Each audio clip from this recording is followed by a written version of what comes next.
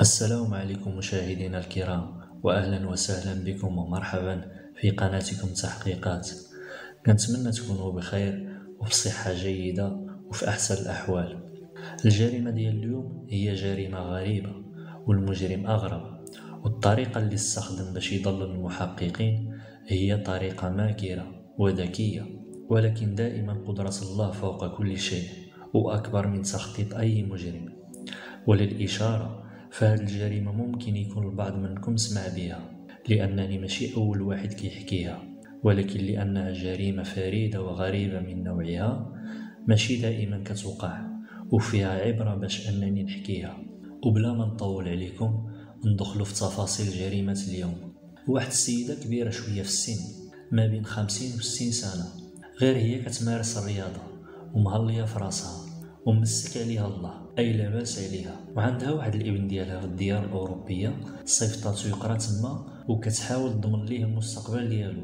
هاد السيدة كيف ما قلنا مهلية في راسها وكتمارس الرياضة، والرياضة اللي كتمارس هي اللايروبيك. غادي تتعرف على واحد الشاب اللي مقابل لاصال اللي كتمشي ليها، وغادي تقربوا من بعضياتهم ولاو كيبغيو بعضياتهم وتزوجوا. هاد السيدة غادي تقول لهاد الشاب اللي في العمر ديالو تقريبا 30 سنة غادي نمشيو نهضروا مع مول لاصال ونشوفوا الا بغا يبيع لينا لاصال وتولي انت هو مول الشي. وبالفعل هاد الشي اللي وقع، وحتى لهنا كان كل شيء هو هذاك والامور غاديه مزيان. هاد راجلها كيسايب الخدمه ديالو في لاصال مع 10 ديال الليل وكيمشي للدار كيف ديما. وواحد النهار من بعد ما سال الخدمه ديالو مشى للدار، حل الباب ودخل، كيلقى مراتو طايحه على كرشها ميته، واللي قتلها قجها بكوردة، والكوردة باقا حداها ومعنقه واحد التصويره ديال ولدها وطايحه كيف ما قلنا على كرشها. الزوج ديالها اتصل بالبوليس اللي التحقوا بمكان وقوع الجريمه ومعهم الشرطه العلميه اللي عينوا الجثه، وغادي يبدا البحث الاولي مع الشخص الوحيد اللي كاين واللي لقى الجثه، الزوج ديالها. وسولوه فين بيت الناس ديال هاد السيده، واش عندها شي ذهب، واش تسرقات شي حاجه، معاش كتخرج ومعاش كتدخل الدار، واش عندها شي اعداء وانت واش عندك شي اعداء. ما كاين حتى شي حاجه. السيد كان في لاصال وتاكدوا من حجه الغياب ديالو وطال البحث، ولكن بدون جدوى، ما لقاو والو وما توصلوا حتى شي خيط اللي يفيد في البحث. البوليس غادي يرجعوا للتصويره اللي كانت معنقاها السيده. سولوا راجلها عليها، قال لهم باللي هذا ولدها وراه كيقرا برا. قالوا ليه واش تواصلتي معاه؟ قال لهم راه اتصلت به وعزيته وقلت ليه يجي باش ندفنوا الام ديالو. وبالفعل جا هاد الولد وبداو كيبحثوا معاه، امتى جيتي وامتى مشيتي؟ قال لهم انا يلا اسبوع باش كنت هنا ومشيت. خداو جواز السفر ديالو باش يتاكدوا من هاد الشيء. فعلا كيلقاو طابع الدخول والخروج في الوقت اللي قال ليهم، وباش يتاكدوا من هاد الشيء غادي يمشيو البوليس للمطار عند المكلف بالجوازات، وبالفعل اكد لهم ان الطبعه صحيحه وباللي كاين دخول وخروج في هذا الوقت بالذات. البحث حتى لهنا ما عطى حتى نتيجه، وكان خاصهم يبداو البحث من جديد. اللي لاحظوا البوليس انه ما كاينش اقتحام للمنزل، اي انه اللي ارتكب هذه الجريمه اما عنده السوارد ديال الدار ولا كيعرف الضحيه حلت ليه الباب بخاطرها. وجوج اللي عندهم السارود ديال الدار هو الزوج والابن، وبجوج عندهم حجه غياب، ولكن قرروا يعاودوا معهم البحث من جديد. حققوا مع الزوج ديالها ربما يتوصل لشي معلومات تساعدهم، وزادوا تعمقوا في البحث مع الابن ديالها. جابوه جلسوه وبداو كيطرحوا عليه في الاسئله. عاود قول لينا امتى كنتي هنا ووقتاش مشيتي ووقتاش كتجي ديما.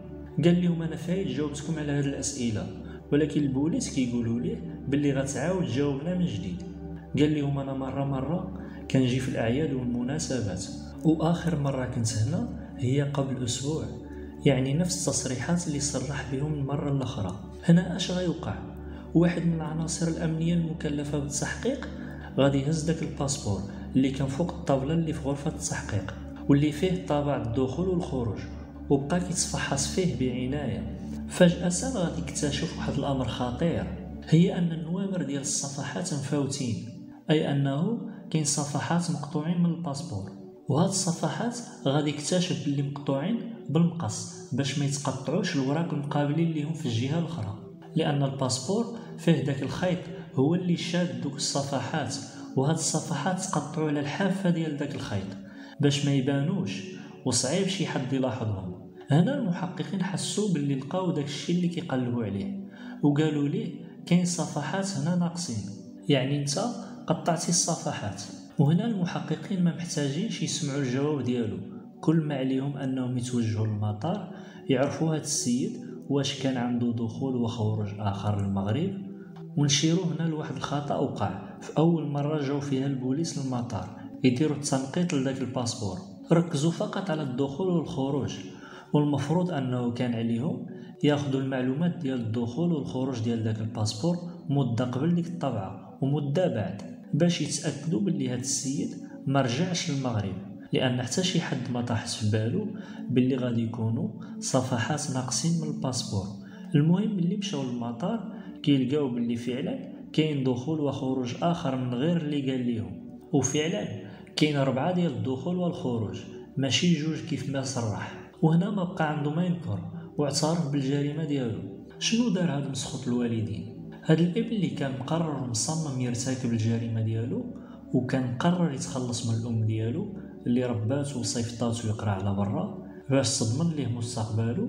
هاد الابن ديالها ملي كان في دارهم اخر مره مشى لاوروبا، جلس اسبوع، ولما قرر يرتكب الجريمه ديالو قطع في الرحله اللي جايه للمغرب، وطبعا جواز السفر تم الختم ديالو في المطار، وجا للمغرب وكيحاول يتخبى ما امكن باش ما يشوفوه حتى شي حد. وصل للدار وحل الباب بالساروت ودخل، ومو كتفاجئ باللي جا، وفاش سولاتو على جا قال ليها جيت لقات شي ورق، وقنعها وهي تيقاتو. الاكيد انها تهلات فيه وحطات ليه ما ياكل، وهو كيتسنى غير الفرصه باش يرتكب هذه الجريمه البشعه. ولما جاتو الفرصه فاجأها باستخدام الكردة، لواها ليها على عنقها وبقى مزير عليها حتى حس باللي ما بقاتش كتنفس، وكيف ما دخل للدار كيتسلت خرج، ولكن السيده كانت مازال كتنفس وهي هذيك. فاش بدات كتسحف حتى وصلت لديك الصوره ديال ولدها، جبراتها وعنقاتها بيدها بجوج وتوفات.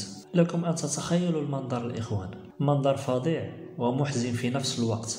والمجرم رجع لأوروبا مرة أخرى، ولما قالوا له باللي الأم ديالك راها توفات رجع للمغرب، ولكن داك الطابع ديال الدخول والخروج اللي ارتكب فيهم الجريمة هو اللي قطعهم من الباسبور. وهو ذكر العناصر الأمن الوطني هادشي كامل، واعترف بارتكابه لهذه الجريمة الشنعاء. قال البوليس باللي الأم ديالو ولات كتهتم فقط بالزوج ديالها وكتخسر عليه الفلوس، والورث ديالو غادي يضيع من يديه، وباللي ما غادي يبقى ليه والو من داكشي اللي كتملك. كانت هذه هي التصريحات ديالو للبوليس، اي ان الطمع كان دافع من دوافع كثيره خفيه ربما اللي نبغي نسمعها منكم في التعليقات. جريمه اللي غريبه وبشعه، كيفاش ان هذا الابن سولات له نفسه انه يقتل اقرب الناس اليه واحنهم عليه، وشفنا الطريقه والحيله الماكره اللي حاول يستخدم باش يضلل البحث، ولكن دائما قدره الله فوق تخطيط كل مجرم، والروح عند الله عزيزة.